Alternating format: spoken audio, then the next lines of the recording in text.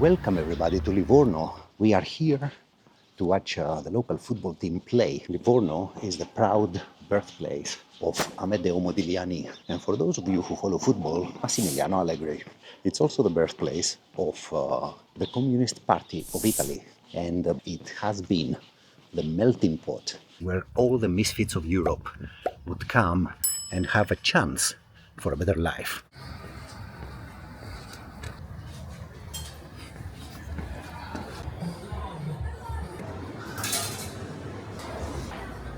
Flipping hell, man, we are at the right place.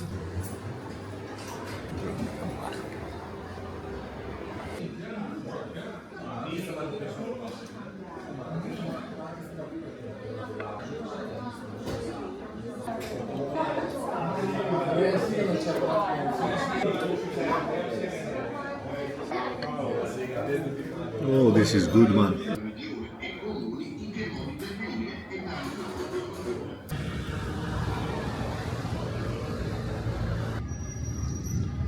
Check out bloody Venice, man. Livorno, Venice. Alright, this is it.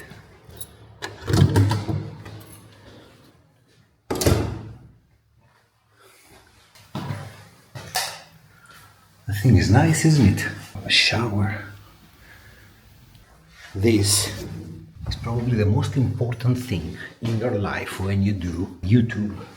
And because Livorno is not a very popular destination, the price is equally good. Yeah, it's flipping brilliant. See you later.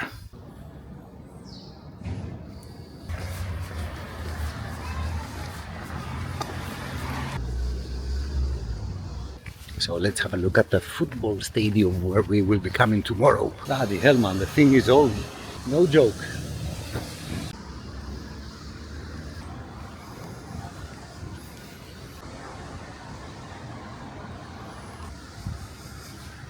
This is emotional, isn't it?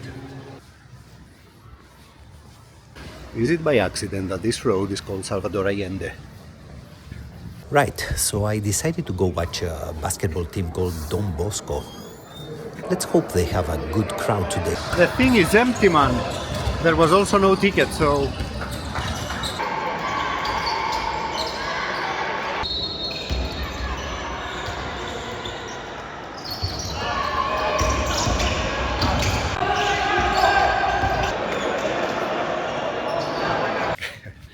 So look, don't judge. I don't follow basketball. I mean, I genuinely do not know stuff. I didn't have the slightest idea, man, that this is the third team of this city. So in order to close this shameful chapter of our channel, Livorno has three teams. Libertas, PL. Libertas and PL hate each other, but both of them kind of like the football team. So let's leave it at that. And this one here, Don Bosco, it has some kids that support it. Anyway, see you tomorrow.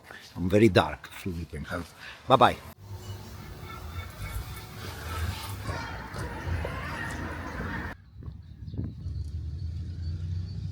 In memory of those fallen at work. Where else do you see the hammer and sickle written on a church, man?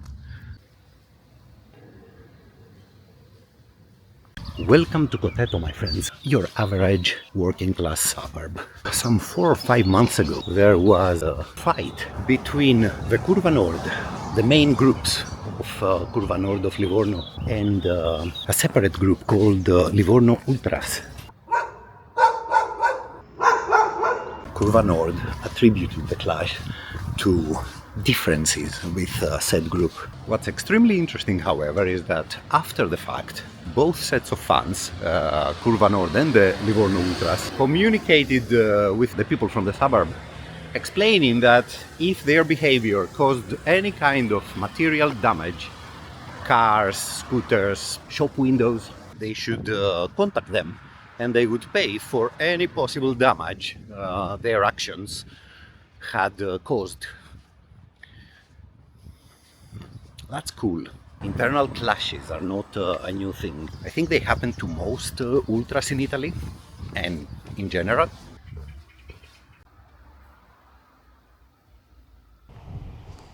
In the building behind me was born Amedeo Modigliani, one of the proud sons of this city. The thing, unfortunately, is closed. Modigliani was yet another son of Sephardic Jews, man. You know, the same people that were thrown out of Spain and Portugal back in the 1500s, where they were accused, in Spain and Portugal that is, that they were trying to convert everybody to their religion. On the 21st of January 1921, the National Congress of the Italian Socialist Party took place here in the Goldoni Theatre. Now, with the October Revolution in Russia being so close, everybody expected that a similar pattern would follow also here in Italy. After passionate discussions, fights, skirmishes, and a vote, a small minority of people left the Goldoni Theatre and moved to San Marco Theatre, where the Italian Communist Party was born. Look at this place, man. This is probably a market, you know, in normal days. Today is Sunday. And it's also match day. We have Livorno against Poggi Bonzi for the semi-professional Italian Serie D. You have to appreciate all these graffitis, man. They are wonderful.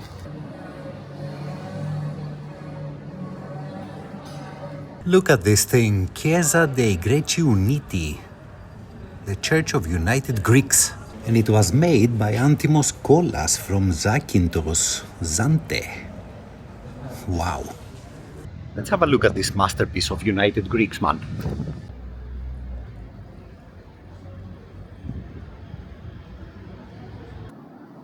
Check it out, man. So this altar was basically from the Greek community and the Holy Trinity Church.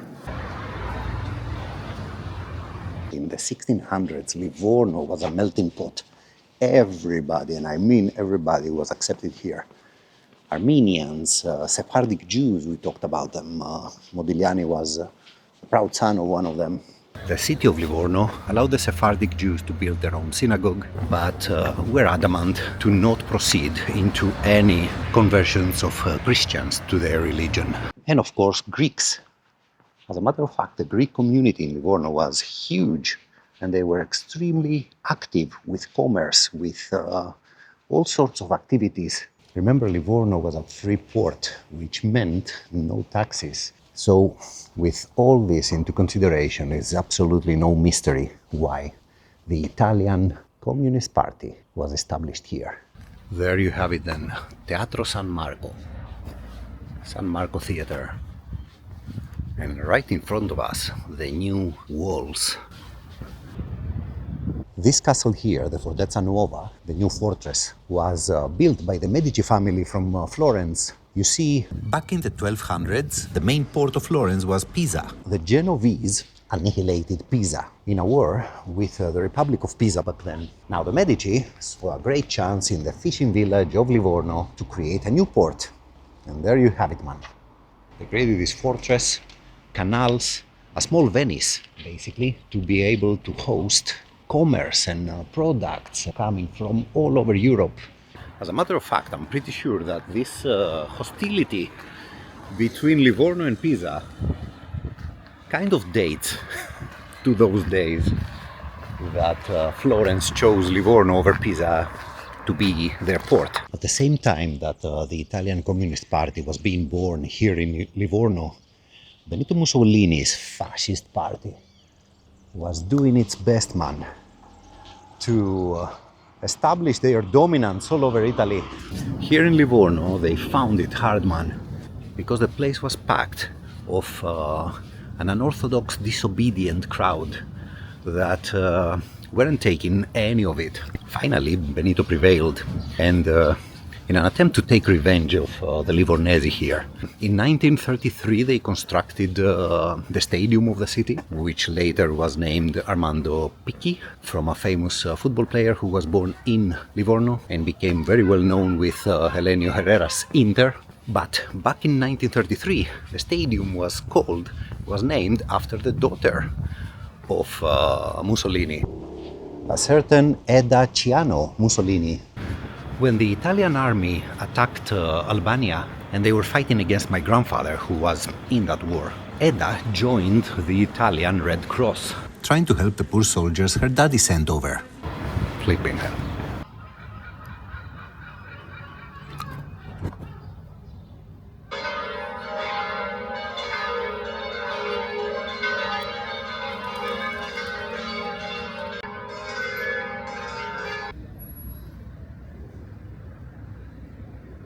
This could be the old fortress, which Fortezza Vecchia doesn't look very stable. I mean, look at all these cracks.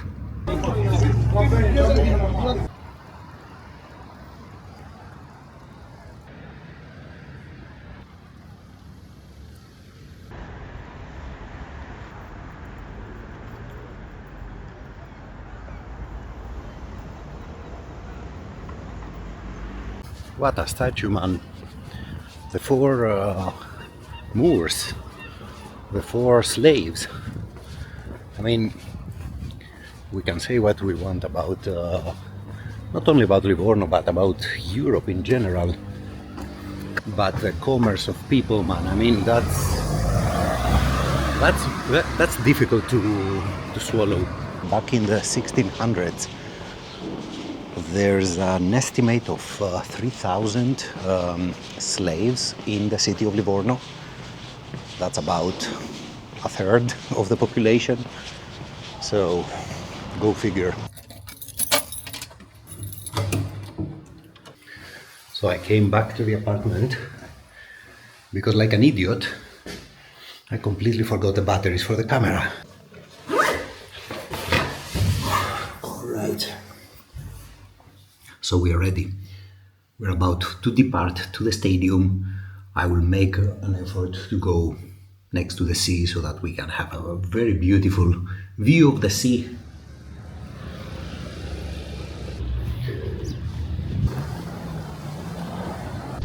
The Etruscans called Livorno Labbro, which created basically the nickname, the Italian nickname for these people, the Labronici. As for the Genovese, they were calling it Legorno, which inspired the British afterwards to call it Leghorn. Check out this balcony, man, this is sick.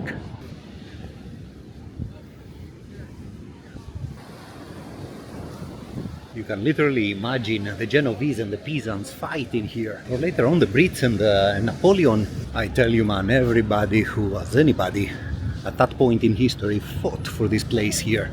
For the chance to do some free trade, smuggle like my fellow Greeks, sell to the Ottomans, and enjoy the spoils. So right over there, which unfortunately seems to be a military zone, was Villa Chaies.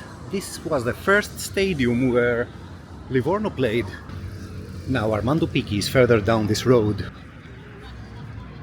As we said earlier, Mussolini really struggled here with his black shirts. You see, not only did the Livornese fight back against the black shirts, they also formed their own militia. That was the Arditi del Popolo. That was basically a left-wing militia to fight the black shirts. Communists, anarchists, there were simple Democrats. Anybody who felt anti-fascist could participate.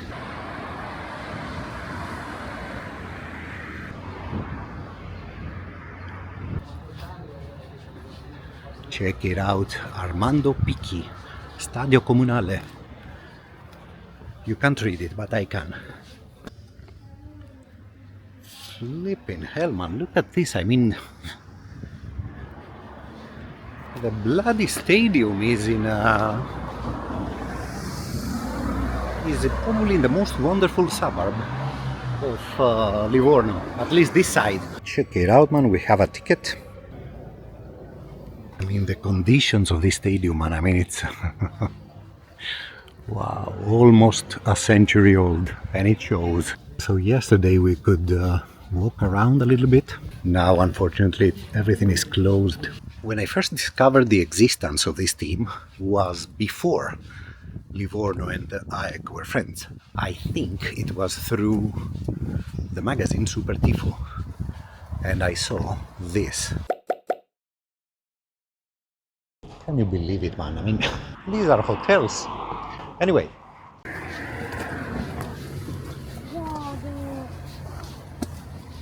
The BAL, the Brigate Autonome Livornesi, that was the main ultra group for a period of 6 years, something like that.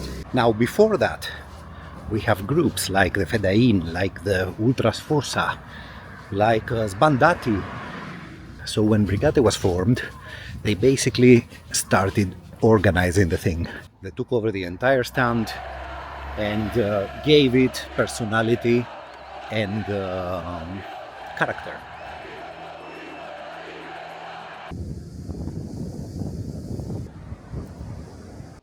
Now, regarding the character, you may agree or disagree. It doesn't matter. That was them, and that reflected the character of the city, man, the political character of the city. Because if you were wondering if in this city people are left-wing or tolerant or whatever, you shouldn't. I mean, it's their history, it's their DNA. It is like this from the 1600s. And yes, you may argue, yeah, but what about the slaves? Well, that's a dark page, but even some of the slaves that managed to set themselves free, even they had a chance to succeed in Livorno. Throughout Livorno history, man, they have been the definition of the elevator club. They have been to Serie A. They were close to winning the league a couple of times. They have in their history books a couple of bankruptcies. What they also have in their history is one participation in the UEFA Cup.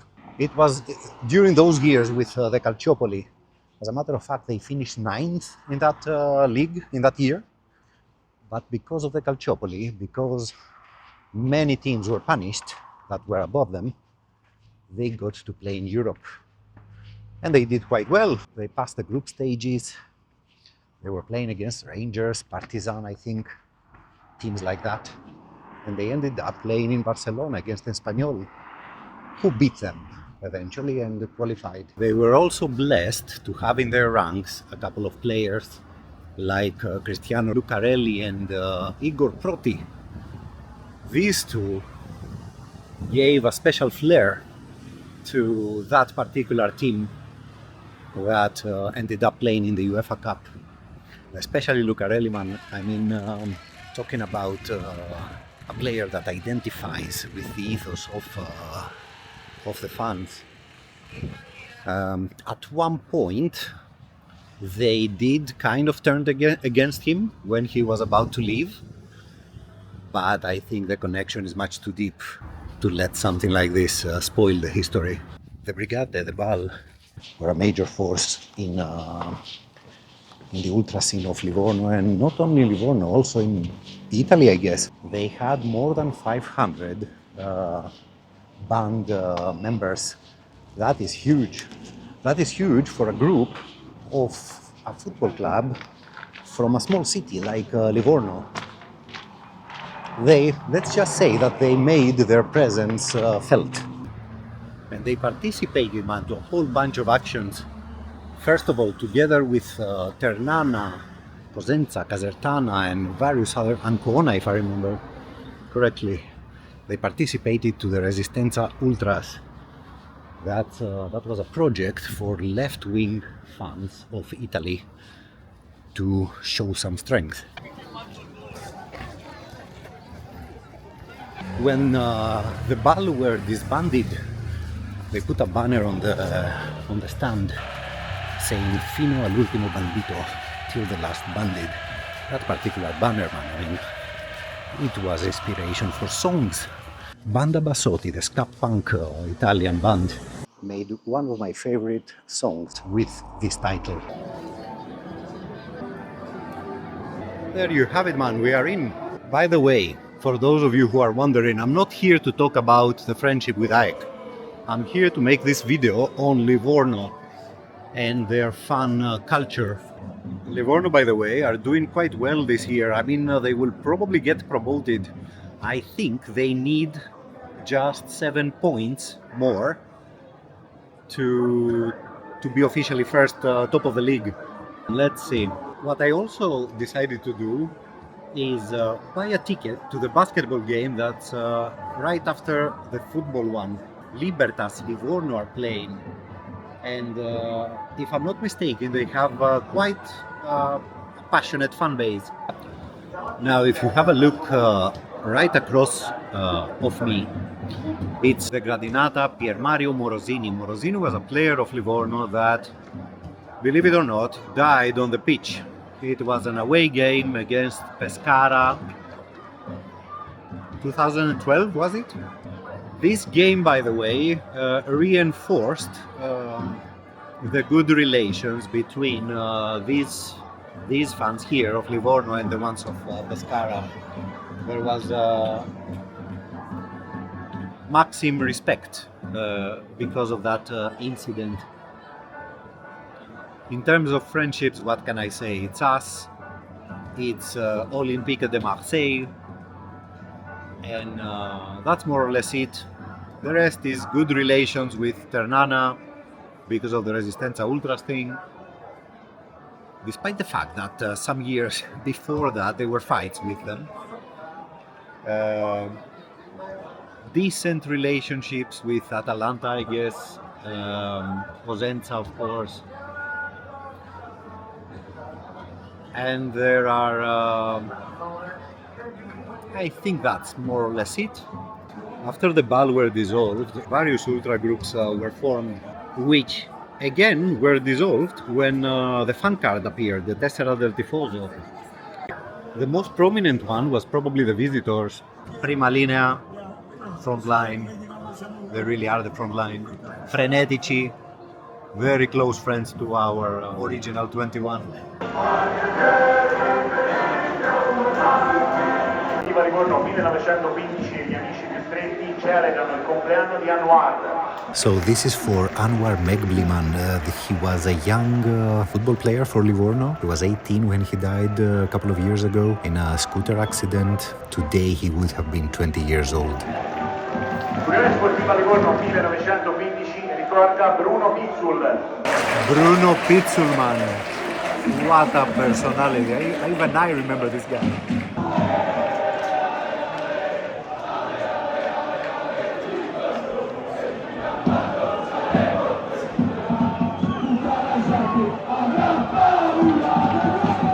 So in typical fashion, there is yet another couple of little groups who are situated in the Gradinata, away from the curva.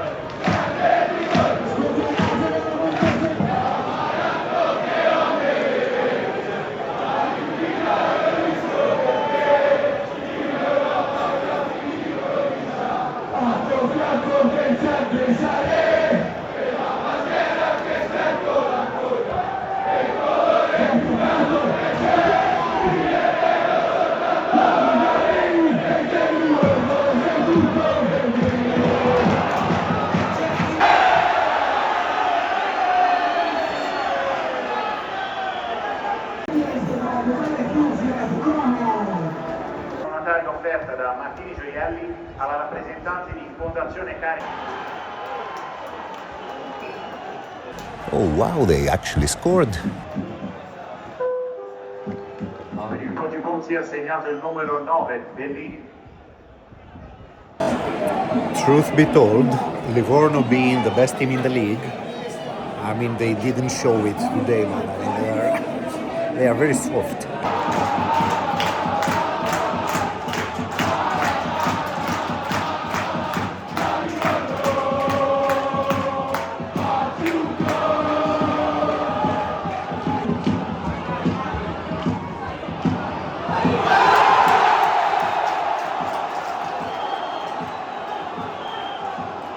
It was offside, man, or a foul.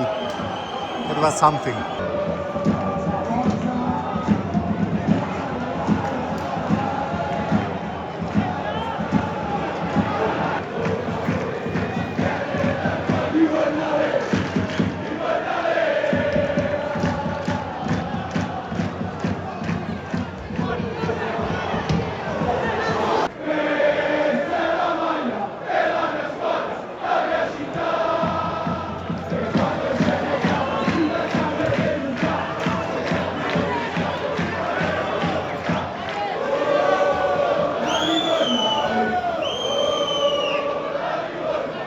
And the last 10 minutes, man, doesn't look good.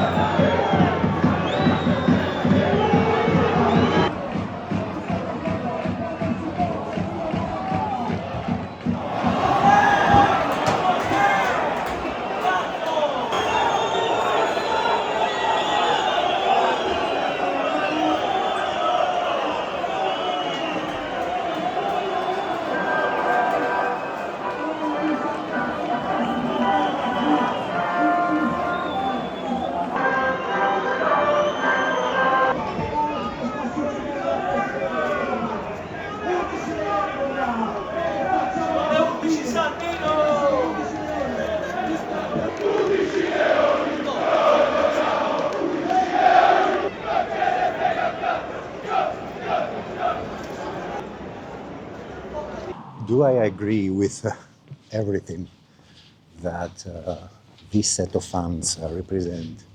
Hell no, I don't.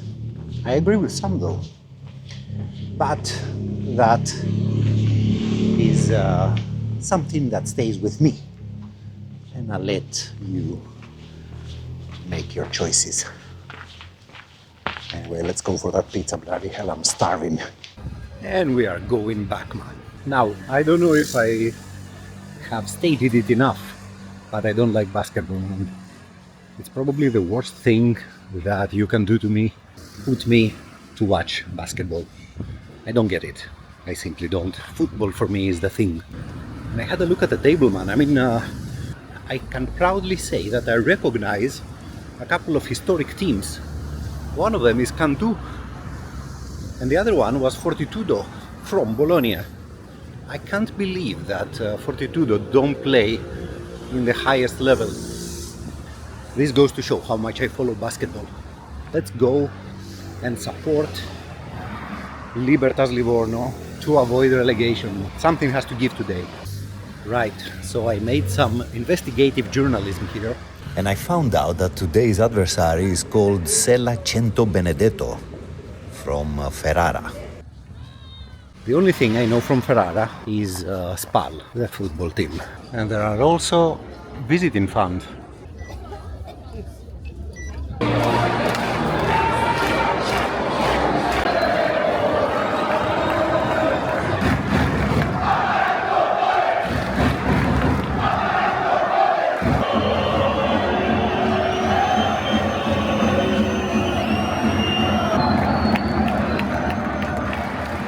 Check it out, man. This is a banner for a fan of PL, the enemy.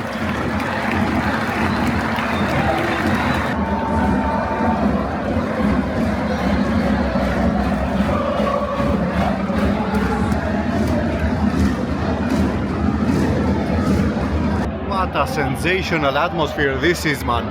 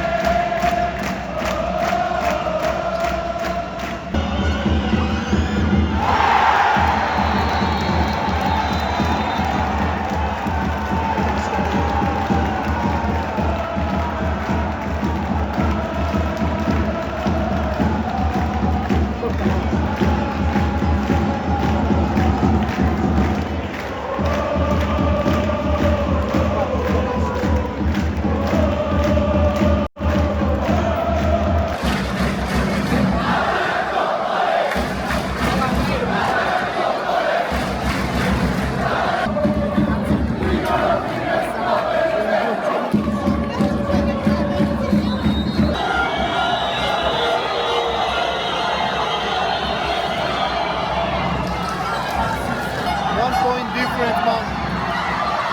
13 seconds.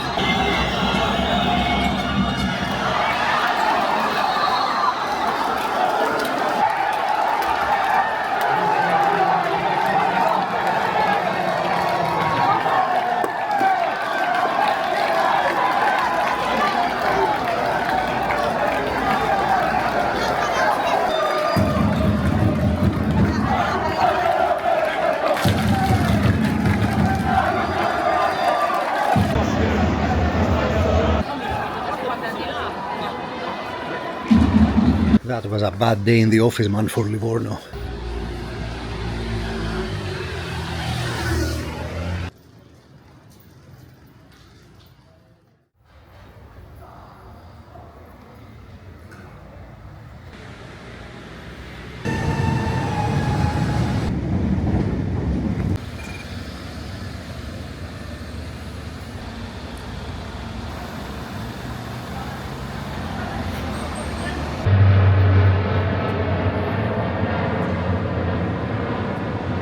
this is Arno. This is the same river that reaches Florence. And when the port of Pisa was active, before that battle with the Genovese, before Florence decided to make Livorno its main port, all commerce towards Florence was done through here.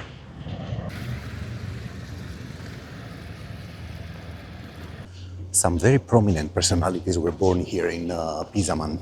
One of them was Galileo Galilei, you know, the one with the conspiracy theory that the Earth is making turns around the sun. The one the Catholic Church accused as heretic and got him thrown in jail for lifetime because of the absurdity of his ideas.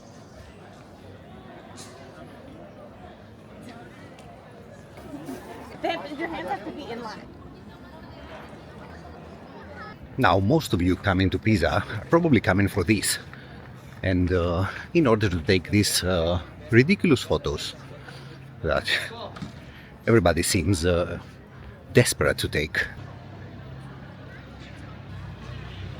What nobody seems to know, however, is that the Stadium of Pisa is a mere 6-minute walk from here.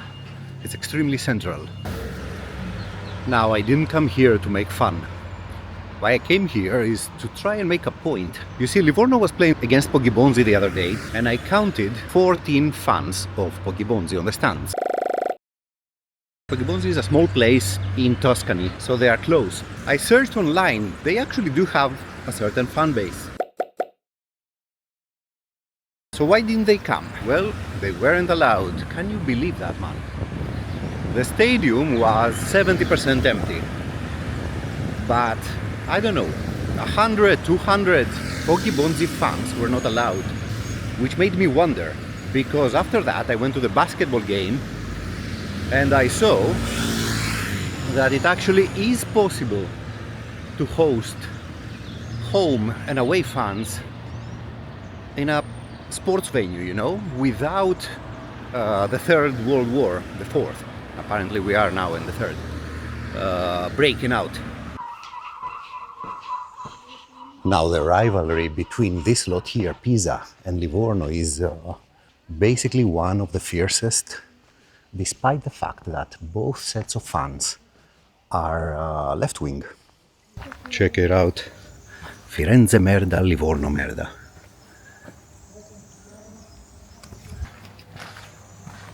Rangers Pisa, 1979. Look, man, it's not only the close distance that provokes this animosity, it's all the historical facts. The story with the port, the influence of Florence. Remember when we were back in Florence, actually, and we were doing the video on Fiorentina? There was, for a short time, for a short period, there was also a friendship between Livorno and Fiorentina fans. That was not long-lasting because of Verona, but that's another story. Pisa here detest both of them. Look at this, Stadio Romeo Anconetani, Pisa Arena. If I'm not mistaken, it was this guy, this Anconetani guy, that at one point proposed the absurd idea to unite the two teams, Pisa and Livorno, and create a new team called Pisorno. Like, football needs tribalism. Football needs, society needs tribalism. This is very weird to understand and to accept. If the two teams meet in the future, the fact that visiting fans will not be allowed is insane. Come on now. If the state wants and the police want, everything is possible. If it's possible in a bloody basketball game, it's definitely possible in football, man. Come on. What's funny about Pisa and Livorno, though, is that besides the fact that they hate each other, their enemies are pretty much common. I mean, both of them don't really like local Tuscany teams like Siena, for example, even Fiorentina nowadays. Pisa definitely don't like Fiorentina. And the teams that are right-wing, I mean, Verona, Lazio, Triestina, all these clubs that are right-wing are definitely not welcome here, man. or in Livorno. So they have quite a lot in common, actually, Livorno and Pisa. The supporters of Pochi Bonzi put a banner protesting for these idiotic measures. Many supporters do protest nowadays because the basic human right of moving freely is restricted here. So what can you say now? So what about violence, you may say? Violence is a pretext, man. I mean, violence is not difficult. You think that if anybody from Pisa want to visit Livorno for violence, they won't do that. Come on now. Or the other way around, of course.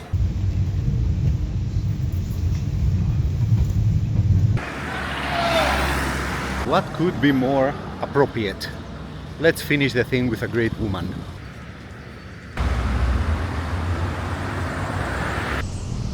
I cannot believe that we cannot enter this here cemetery. In this cemetery is Angeliki Palli buried. Angeliki Palli is a an Italian, but with Greek origins, and you can probably see behind me the dome of the church. For reasons totally unknown to me, the entrance to this church is closed, and to the cemetery that's next to it. Angeliki Palli was born in the late 1700s. Her father was from Ioannina, was from Epirus, and her mother was from Sparti, both of them Greeks. Both of them came here in search for a better life, like it was very much the custom back in the day. Livorno was open to everybody who looked for a better fortune in life. So the Palli family came here. Angeliki was born. She was a great talent for prose and poetry, and she was one of those people who helped the Greek revolution against the Ottomans. She would gather fellow poets in her home. A very well-known Greek poet, Andreas Kalvos, was frequent in these gatherings, and she and her trusty group of friends would gather quite a lot of money, actually, to send back to Greece to support the revolution against the Ottomans. Now, seeing as today is 25th of March, and it's the anniversary of the start of our revolution against the Ottomans back in 1821, I thought it would be a great idea to come here and honor this great Greek/Italian woman. But the powers that be don't let us visit the cemetery to pay our respects. Anyway, Angeliki, by the way, was apparently also a very big Italian patriot. Remember, these are the decades before the unification of Italy, so you get the idea. I discovered that there is a local delicacy that we haven't tried.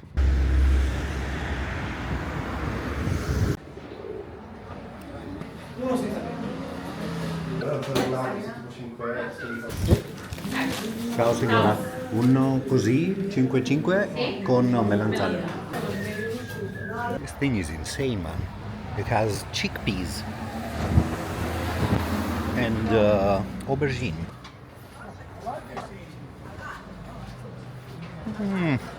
This is absolutely sensational, man. Why do I find out these things hours before I leave town, man?